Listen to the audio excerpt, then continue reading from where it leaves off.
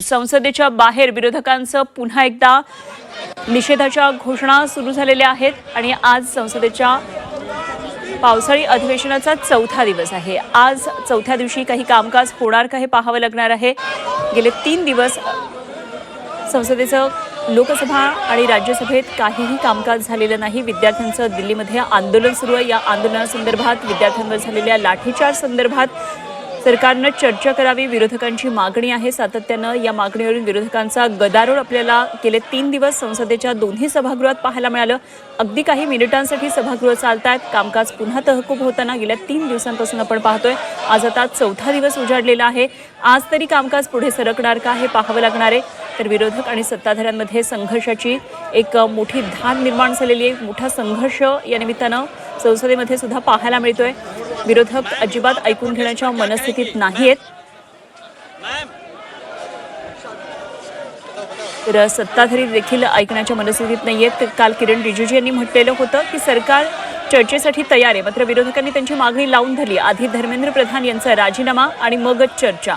विरोधकांची मागणी आज सुद्धा कायम आहे आणि सोनिया गांधी नुकत्याच आता पोहोचलेल्या आहेत।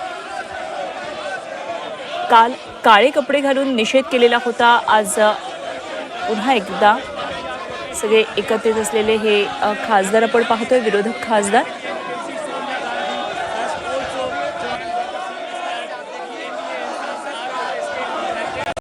तर प्रधान सॅक अशा प्रकारच्या फलक दिसत आहेत।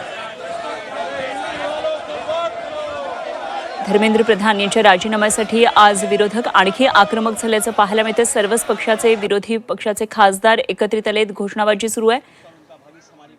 और पेपर लीक के सभी मामले में दोषियों को जल्द से जल्द कठोर दंड देने के लिए फास्ट ट्रैक कोर्ट सेटअप किया जा रहा है। पेपर लीक देखिए मोदी सरकार की रणनीति बन चुका है।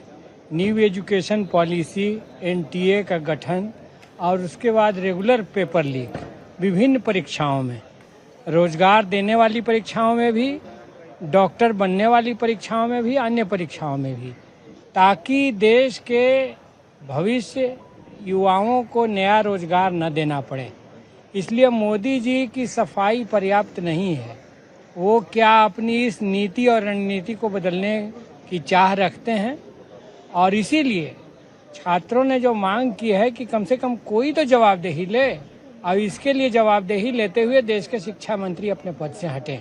ये नैतिकता का तकाजा है, नहीं तो एकदम फ्री हैंड हो गया है। पेपर लीक कहीं होगा तो कोई पर तो रेस्पॉन्सिबिलिटी फिक्स कीजिए, और ये नहीं हो रहा है। अब जांच कितना